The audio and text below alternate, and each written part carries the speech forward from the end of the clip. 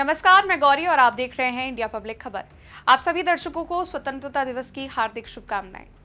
15 अगस्त भारत के इतिहास का सबसे महत्वपूर्ण दिन है। ये दिन हर भारतीय के लिए गर्व, आत्मसम्मान और देशभक्ति की भावना से भरा होता है।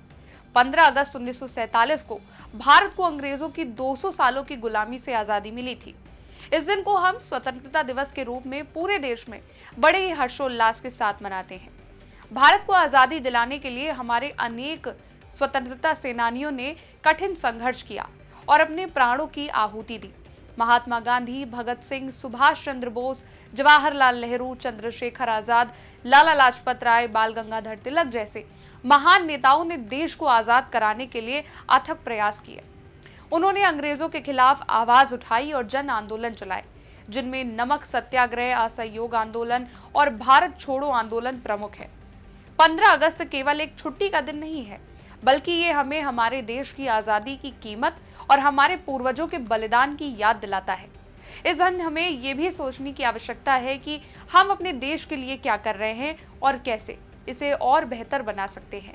ये दिन देशभक्ति की भावना को जगाने का दिन है। 15 अगस्त वो तारीख है जब सन 1947 में अंग्रेजों की 200 साल पुरानी लंबी गुलामी के बाद भारतवासियों को आजादी मिली थी। जब आजादी की उमंग में सुबह से ही देश के शहर शहर, गांव-गांव में जश्न शुरू हो गया था।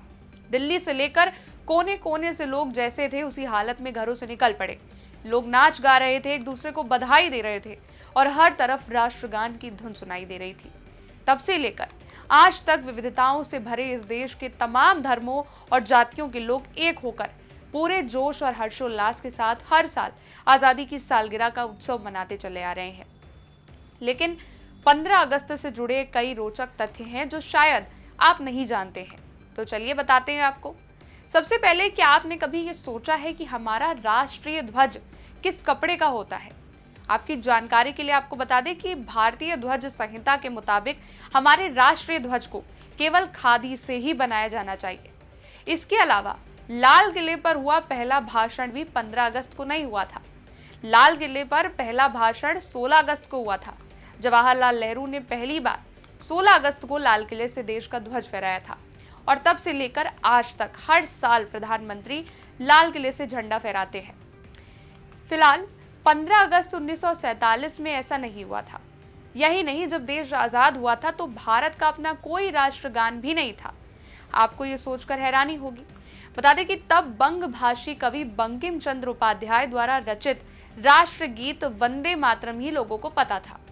हालांकि जन गण मन 1911 में लिख गया था, लेकिन 1950 में इसे राष्ट्रगान के रूप में अपनाया गया।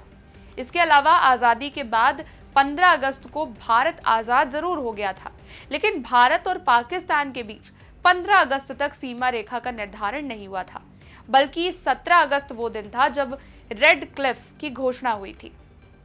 यही नहीं, भारत के साथ ही ऐसे 3 और देश भी हैं जो 15 अगस्त को ही स्वतंत्रता दिवस मनाते हैं, जिसमें शामिल है बहरीन, जो 15 अगस्त 1971 को ब्रिटेन से आजाद हुआ, कांगो, जो 15 अगस्त 1960 को फ्रांस से आजाद हुआ, और दक्षिण कोरिया, जो 15 अगस्त 1945 को जापान से आजाद हुआ। इसके अलावा और भी कई रोचक तथ्य हैं जो 15 अगस्त के साथ जुड़े हैं, लेकिन इन सब से परे 15 अगस्त हमें हमारे गौरवशाली इतिहास की याद दिलाता है और प्रेरणा देता है कि हम अपने देश के लिए कुछ कर सकें। यह दिन हम सबके लिए एक प्रेरणा स्रोत है कि हम अपने कर्तव्यों का पालन करें और अपने देश को एक विकसित और समृद्ध राष्ट्र बनाएं। फिलहाल आप सभी को स्वतंत्रता दिवस की हार्दिक शुभकामनाएं। इस खबर पर आपका क्या कहना है, ये कमेंट सेक्शन में बताइएगा। वीडियो को लाइक कीजिएगा, शेयर कीजिएगा, चैनल को सब्सक्राइब कीजिएगा। शुक्रिया।